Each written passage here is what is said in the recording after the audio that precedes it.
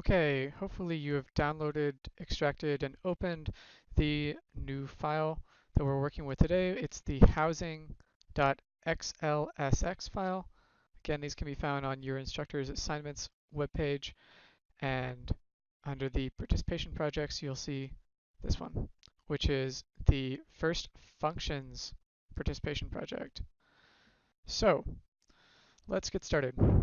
We're going to head over to the homes datasheet, and we're going to start working in cell C56. So all the way down here at the bottom of the homes sheet in cell C56, you're going to go up top here to this FX button. That's where we'll insert a function. And if you don't see the word min right here, you can type in a description of it right here, and you'll be able to find the function we're going to be working with for C56, which is the minimum one. And we're going to use this cell range, C4 to C54. So we're going to double click on this min function right here. And you can either type it in yourself right here, what range you're looking for, or you can do this by clicking on that white square with the arrow pointing up. And we're going to go, here, I'll just move that off to the side so you can see, in cell C4, which is where it says Alabama, and it's that 1 million and change number. We're going to go all the way down to C54, which is where Wyoming is in that row. And we're done, so we're going to click this little box over here. It's got that arrow pointing down, and we're going to click OK. And this grabs the minimum in this column. So what we're going to do now is we're going to autofill by using this little green dot in the lower right corner of the cell we were just working in. And we're just going to fill that all the way across to get the minimums for each of these columns. Now, as you can see, it also formats these cells right here with a border. So we're going to highlight across, and we're going to go up to the borders button, and we're going to select no border so that everything looks nice and tidy. So for part B, we're going to get the max. So you see that these have a $sign in front of the column and the row for the cell references right here. These make this an absolute cell value, an absolute reference. And that means that it's fixed, it's unmoving, it's not going to change. It's always going to be C4 to C54. So that's in C57.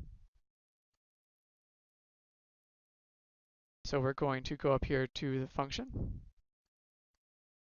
and we're going to type in max. And we're going to grab that one. So for right here, what we're actually going to do is we're going to put the $signs in front of the letter and the number. So that's the column and the row. And this 56 is actually going to be cell C54. And we're going to say OK.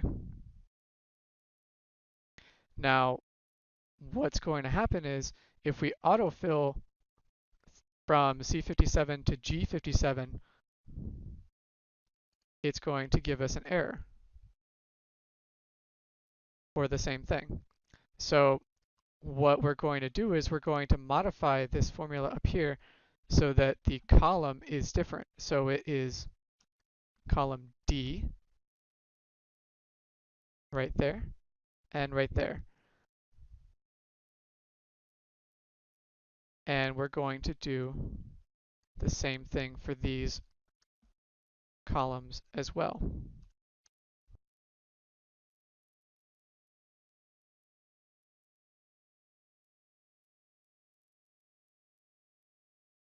That's not D, it's supposed to be F. So this is going to be F4 through F54, and this one will be G4 through G54. And just like with before, we're going to make sure that these have no border as well.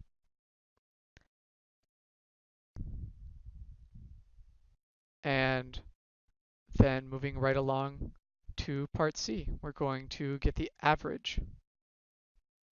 So this is what's called a row absolute mixed cell reference. So the row, which is again the number, whenever you see these references in Excel. So again, we're going to go up to the function button, top here. We're going to type in average in the description. We're going to double click on that. And we're going to put a $sign in front of the number only this time. And again, that 57 is going to be changed to a 54 so that we get only the information from the states, not the total rows messing that up as well. And then we're going to fill across.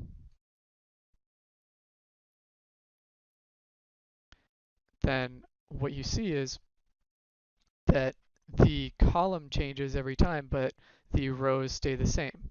So that's totally fine. That's exactly what we're looking for.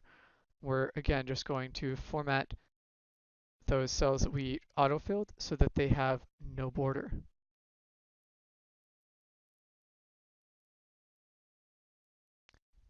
And what we're going to do for part D is we're going to get the median. So it's going to be a column absolute. So the column is going to stay the same and the row is going to change.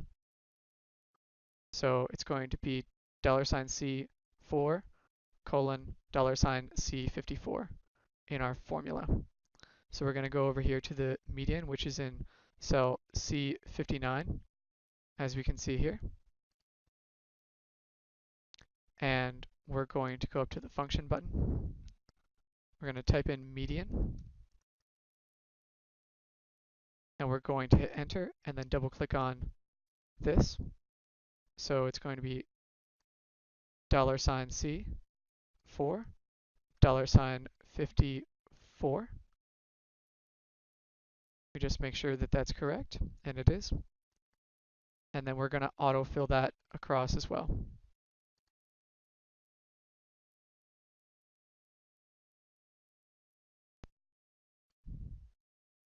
So we're just going to undo the border on there. You could have waited till the end and just done no border on the entire selection. However, I just like to do things as I'm going along so I don't forget them. And let's see, for D59 through G59, we're going to display it so it displays the correct median value for each year or column. So what we're going to do is we're going to make this D, and that is going to be D right there.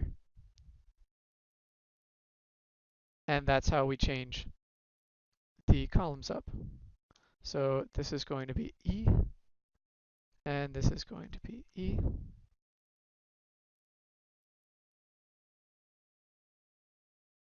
F.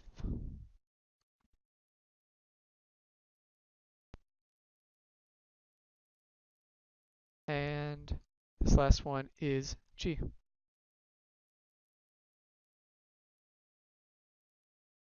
And that's it for. Okay, for the next step, we're going to go to the home values sheet. And in cell H4, we're going to make our own formula rather than working with the formula or function button. So we're going to go to the home value sheet. And in cell H4, we're going to select that. And we're going to type equals sum in all caps. We're going to click on this sum right there, and it'll give us that open parentheses. If you don't see that open parentheses, you'll just type it yourself. And then we're going to select C4 through G4. So starting right here under where it says 1970, going all the way over to G4 under 2010 right there. And we're going to close out that parentheses. We're going to put a / and then do another function called count. So / count, C-O-U, and then it should give you the option. You're going to click on that, just left click on count. And it's going to be C4 through G4 again. And then you're going to close out that function and you're going to hit enter. And if it doesn't autofill all of these values in for you for the average value column, you're just going to autofill it using this green dot in the lower right corner of cell H4 and just autofill all the way down here. So for step 5, we're going to go back to the home sheet and we're going to use a formula to calculate the percentage of occupied homes located in each state in 2010.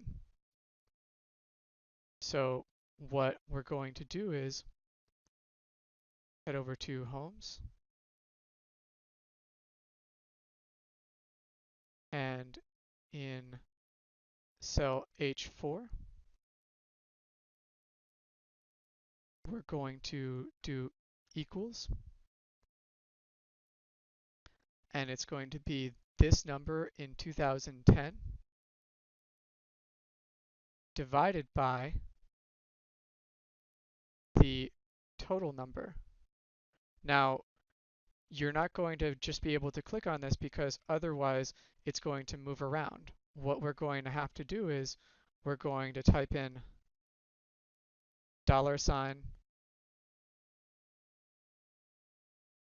$G for this column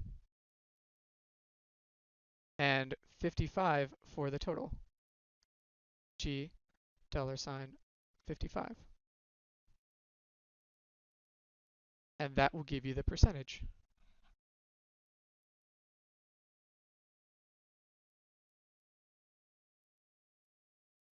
So for number 6, we're going to head over to the forecast sheet. And we're going to put this formula in column G. So what we're going to do is we're going to grab the 2010 homes and we're going to multiply that by 1 plus the 2010 to 2020 homes change rate. So in column G, we're going to do a formula starting with equals the 2010 homes, and that's multiplied by, using the asterisk, and then in parentheses, 1 plus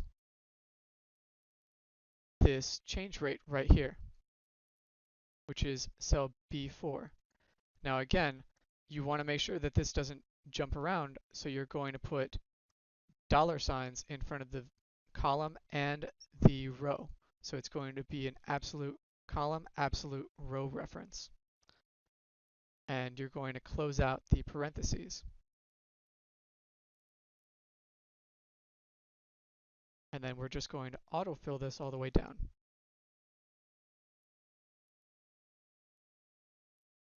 And then in column I, we're going to calculate the total value of homes in 2020 using the formula 2020 homes times 2020 median home value.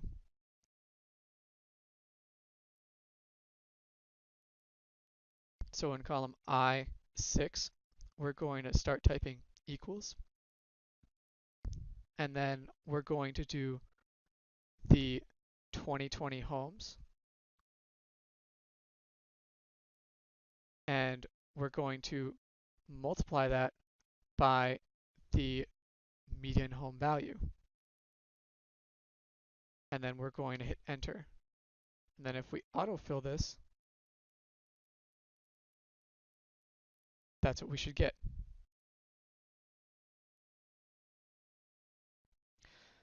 Next, we'll head over to the home value sheet, and we're going to use a rank EQ function. So what we're going to do is start in column J4, right in the same row as Alabama, and we're going to get their 2010 rank. So we're going to use the function button again. We're going to insert a rank.eq function.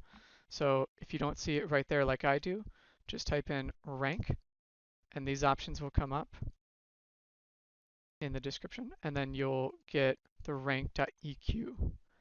This number is the number that you're starting with, whatever one is in the row that you're going to be looking at. So you're going to click this up arrow. It's going to let you just click and grab the cell we're going to be comparing, which is this 2010 value right there. It's that 2010 median home value. And then the reference is this entire column after the header. So it's this entire 2010 column going down here to Wyoming. And then we're going to click the arrow to signify that we're done, and we're going to click OK. And if it doesn't populate all of these values in for you, you're just going to autofill it. So the last thing you're going to do is you're going to head over to the analysis questions, and you're going to put in your response to letter B in A. So we're just going to go right down the line here, and then save it, submit it, and you're done.